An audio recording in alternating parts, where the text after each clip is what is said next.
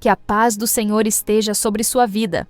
Hoje, damos continuidade ao nosso estudo do livro do profeta Jeremias e chegamos ao capítulo 47. Que este momento seja marcado por discernimento espiritual, sensibilidade ao Espírito Santo e crescimento na graça e no conhecimento da verdade.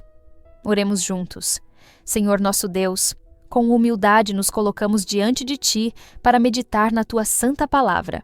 Suplicamos que o Teu Espírito Santo nos conduza neste momento. Abre os nossos olhos espirituais, dá-nos sabedoria, concentração e um coração sensível para ouvir a Tua voz. Que não recebamos este estudo apenas com o intelecto, mas com fé e reverência, para que possamos entender, guardar e praticar os Teus ensinamentos. Em nome de Jesus Cristo, nosso Senhor e Salvador, te pedimos e te agradecemos. Amém. Agora, convido você a acompanhar comigo a leitura do capítulo 47 do livro do profeta Jeremias. Palavra do Senhor que veio a Jeremias, o profeta, contra os filisteus, antes que Faraó ferisse a Gaza. Assim diz o Senhor: eis que se levantam as águas do norte e tornar-se-ão em torrente transbordante e alagarão a terra e sua plenitude, a cidade e os que moram nela. E os homens clamarão, e todos os moradores da terra se lamentarão. Ao ruído estrepitoso das unhas dos seus fortes cavalos, ao barulho de seus carros, ao estrondo das suas rodas. Os pais não atendem aos filhos por causa da fraqueza das mãos, por causa do dia que vem para destruir a todos os filisteus, para cortar de Tiro e de Sidom todo o resto que os socorra, porque o Senhor destruirá os filisteus, o resto da ilha de Caftor. A calvície veio sobre Gaza e foi desarraigada a Asquelon com o resto do seu vale. Até quando te retalharás? Ah, espada do Senhor! Até quando deixarás de repousar? Volta para a tua bainha, descansa e aquieta-te. Como podes estar quieta se o Senhor te deu uma ordem contra Asquelon e contra as bordas do mar? Ali lhe tem prescrito. A profecia contra os filisteus, registrada neste capítulo, começa com um anúncio direto do juízo divino. O profeta Jeremias revela que a destruição viria do norte, como uma água que transborda, uma maré impetuosa que cobre a terra, as cidades e os habitantes. Essa imagem é poderosa. Evoca não apenas a força esmagadora da invasão, mas também a inevitabilidade e a rapidez com que o juízo de Deus se cumpre. A água que transborda não pode ser contida, e assim também é a justiça divina quando se manifesta contra os povos que persistem na idolatria e na violência. A menção de antes de Faraó ferir a Gaza aponta para um contexto geopolítico agitado, em que Egito e Babilônia disputavam influência sobre as regiões da Palestina. Deus, no entanto, deixa claro que, independentemente das guerras humanas, o juízo final pertence a Ele. Mesmo que os eventos históricos pareçam ser causados por decisões humanas, por exércitos e alianças, por detrás de tudo está a mão soberana do Senhor que dirige a história conforme os seus propósitos. Isso nos ensina que nenhuma nação ou povo está fora da autoridade de Deus. Tudo o que acontece no cenário mundial é observado, permitido ou determinado por Ele. A cidade de Gaza, um dos principais centros filisteus, é atingida com grande sofrimento. A dor descrita nas palavras do profeta é intensa. Calvície sobre Gaza, expressão que simboliza humilhação, vergonha e lamento profundo. As cidades são representadas como mulheres enlutadas, despojadas de sua glória. Isso mostra que a destruição não é apenas física, mas também moral e espiritual. Os filisteus, que tantas vezes se opuseram ao povo de Deus ao longo da história bíblica, agora colhem as consequências de seus caminhos. A justiça do Senhor é tardia apenas aos olhos humanos, mas no tempo certo ela se manifesta com poder. Nesse cenário de desolação, o profeta expressa também um lamento pessoal, quase como se ele compartilhasse do sofrimento das nações. A espada do Senhor não repousa, continua agindo, e o clamor do profeta ecoa: até quando te não quietarás? Mas a resposta vem logo em seguida. Como se aquietaria ela se o Senhor lhe deu ordem?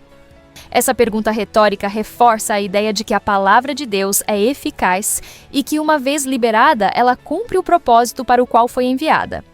Nada pode impedir a execução da justiça divina quando o próprio Deus determinou o juízo.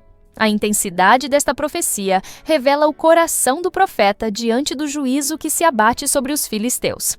Jeremias, como homem sensível à voz e ao coração de Deus, não celebra a queda de um povo inimigo, mas lamenta a destruição que viria. Essa postura nos ensina muito sobre o caráter de um verdadeiro servo de Deus. Mesmo ao anunciar o juízo, ele o faz com lágrimas, não com triunfalismo.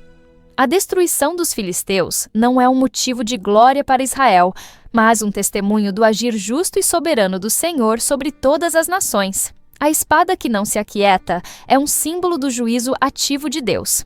Essa imagem percorre vários livros proféticos, indicando que a ação divina, quando começa, não será interrompida até cumprir integralmente o propósito para o qual foi designada.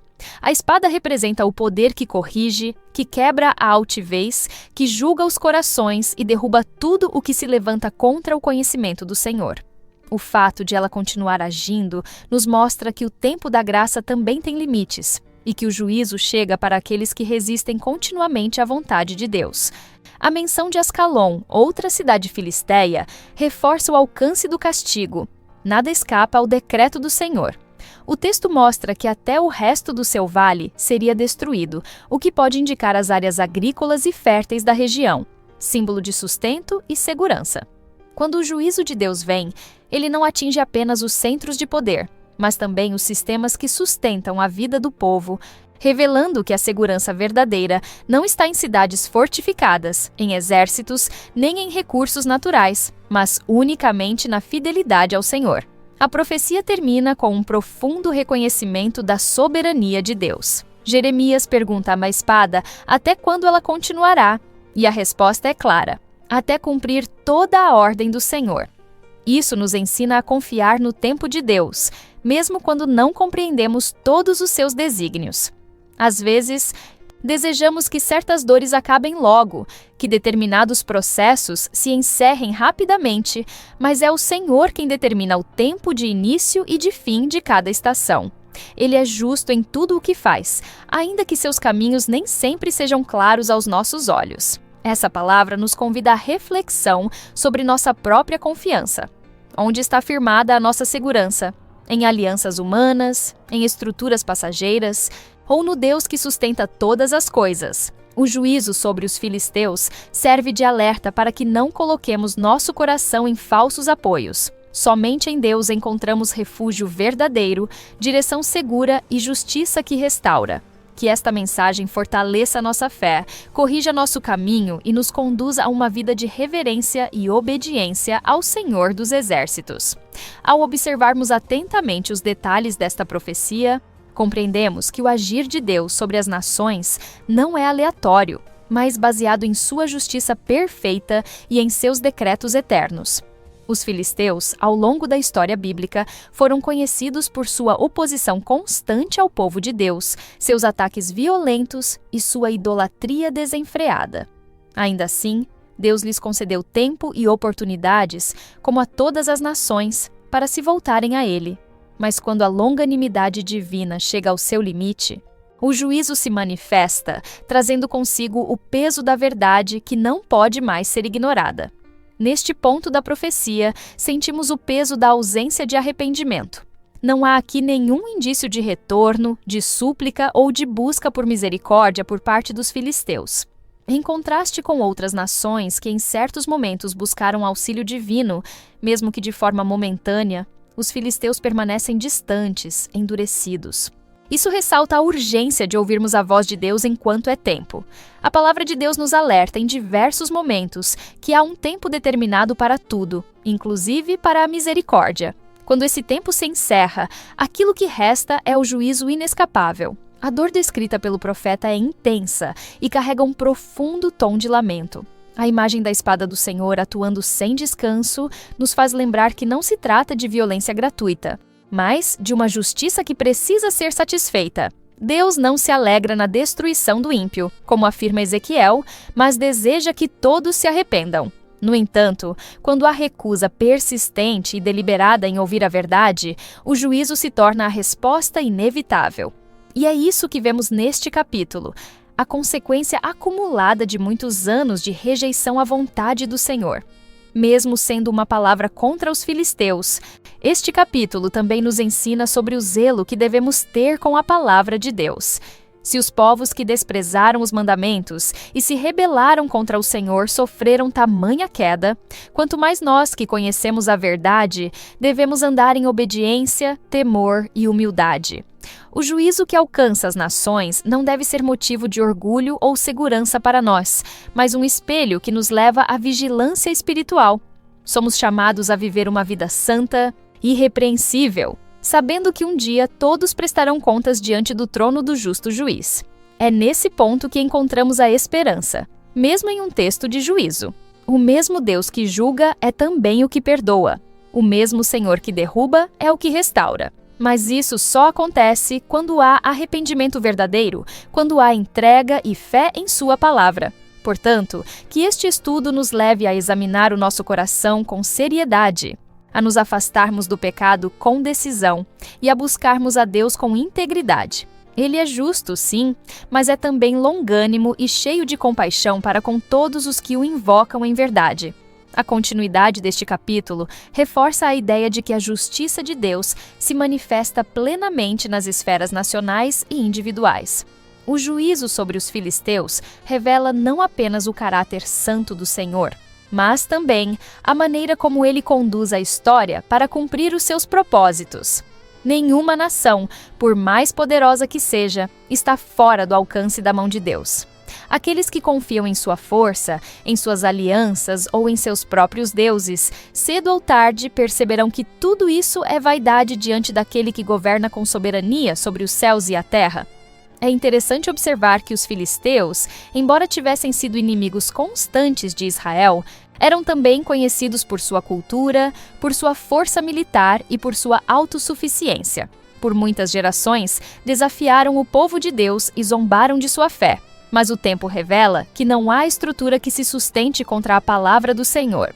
Quando ele determina o tempo do juízo, nada pode impedi-lo. E isso não se limita ao passado. O mesmo Deus que agiu naquela época continua governando hoje. E as nações ainda são chamadas a reconhecer sua autoridade suprema. Nesse contexto, a figura da espada do Senhor permanece como símbolo central. Não é a espada de um exército humano, mas a representação do juízo divino. E quando a palavra afirma que ela recebeu ordem, entendemos que tudo está sob o controle absoluto de Deus. Não há ações fora do seu comando, nem mesmo o juízo. Isso nos ensina que, mesmo nas calamidades, há um propósito, e que a justiça divina não é descontrolada, mas perfeitamente dosada segundo a verdade e a fidelidade do Senhor. Cada ação de Deus tem um porquê, mesmo quando não conseguimos compreender plenamente no momento. Além disso, essa passagem nos confronta com a responsabilidade que temos como servos de Deus. Jeremias não apenas profetiza, mas sente profundamente a dor da mensagem que transmite. Ele é um canal da verdade, mas também é tocado por ela. Isso nos ensina que a proclamação da palavra não pode ser feita com frieza ou indiferença.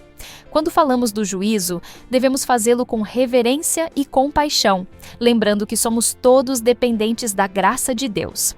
Não anunciamos a destruição com prazer, mas com o desejo de que vidas se arrependam e encontrem refúgio no Senhor. Que essa parte do estudo nos leve à oração, à vigilância e à confiança. O mesmo Deus que agiu com justiça entre as nações é aquele que hoje nos chama à obediência, à fé e à consagração. Ele deseja que vivamos de forma santa, irrepreensível e cheia de temor diante dele. Que não sejamos como os filisteus, que ignoraram os sinais e desprezaram os alertas, mas que sejamos como aqueles que ouvem, se quebrantam e buscam ao Senhor enquanto é tempo. Pois aqueles que o buscam com sinceridade jamais serão rejeitados. Ao concluirmos a reflexão sobre este capítulo, somos novamente confrontados com a seriedade da palavra de Deus e com a firmeza de seus decretos. Jeremias não escreve motivado por interesses pessoais ou por ambições humanas, mas como instrumento de um Deus que fala com clareza, ainda que sua voz seja dura ao coração endurecido. O juízo sobre os filisteus não se resume a um evento histórico isolado. mas torna-se uma advertência viva para todos os que insistem em trilhar caminhos de desobediência e orgulho. A mensagem não é apenas contra uma nação, mas para todo aquele que insiste em viver sem temor ao Senhor. Neste capítulo, enxergamos que a segurança fora de Deus é uma ilusão. Por mais que os filisteus confiassem em suas cidades fortificadas, seus exércitos ou suas divindades, nenhum desses elementos foi capaz de protegê-los no dia do juízo. Essa realidade nos exorta a reavaliar onde está fundamentada a nossa confiança. Estamos firmados na rocha eterna ou dependemos de estruturas humanas frágeis e passageiras? A queda dos filisteus nos mostra que só há verdadeira segurança na obediência à vontade de Deus e na submissão ao seu senhorio. O lamento de Jeremias, mesmo sendo uma palavra de juízo, ecoa como um chamado à consciência espiritual. Ele não fala apenas como profeta, mas como um servo que sente a dor da separação entre Deus e as nações. Sua tristeza aponta para a compaixão de Deus, que não tem prazer na destruição do ímpio, mas deseja que todos se arrependam. Mesmo em meio ao julgamento, percebemos traços da misericórdia divina, pois o alerta foi dado, a palavra foi proclamada e a verdade foi anunciada antes que a espada fosse desembainhada. Deus sempre fala antes de agir, e seu desejo é que haja arrependimento antes do juízo. Essa lição final nos lembra que, assim como os filisteus ouviram, hoje também nós ouvimos. A diferença está em como respondemos. A palavra de Deus não volta vazia, mas cumpre o propósito para o qual foi enviada. Ela pode ser para a condenação dos que a rejeitam ou para a edificação dos que a recebem com fé. Que possamos ser do segundo grupo, aqueles que ouvem com temor, obedecem com amor e vivem para glorificar o Senhor em todas as áreas da vida. Que o Espírito Santo grave essa mensagem em nossos corações e nos fortaleça para permanecermos firmes no caminho da verdade. Agora, convido você para um momento de oração. Senhor nosso Deus, agradecemos pela Tua palavra que é viva, justa e eterna. Obrigado por cada vida que esteve conosco neste estudo. Pedimos que o Teu Espírito Santo continue a nos ensinar, a abrir nossos olhos espirituais e a aplicar em nós tudo aquilo que ouvimos. Que possamos guardar essa mensagem no coração e praticá-la com obediência e reverência. Em nome de Jesus Cristo, nosso Senhor e Salvador, oramos e agradecemos. Amém. Agradecemos pela sua presença aqui neste canal de estudo, onde vimos o capítulo 47 de Jeremias.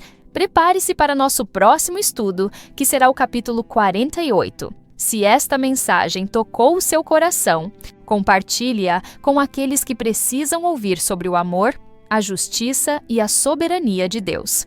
Cada compartilhamento é uma semente lançada em solo fértil, e o Senhor, em sua infinita graça, abençoa aqueles que dedicam suas vidas a espalhar a verdade de sua palavra. Junte-se a nós nesta missão de alcançar mais vidas com a mensagem do Evangelho. Compartilhe este estudo com amigos, familiares e em suas redes sociais, permitindo que mais pessoas conheçam a fidelidade do Senhor e encontrem segurança em sua presença. Que o Senhor abençoe sua vida abundantemente, renove suas forças e o guie em cada passo do caminho. Amém.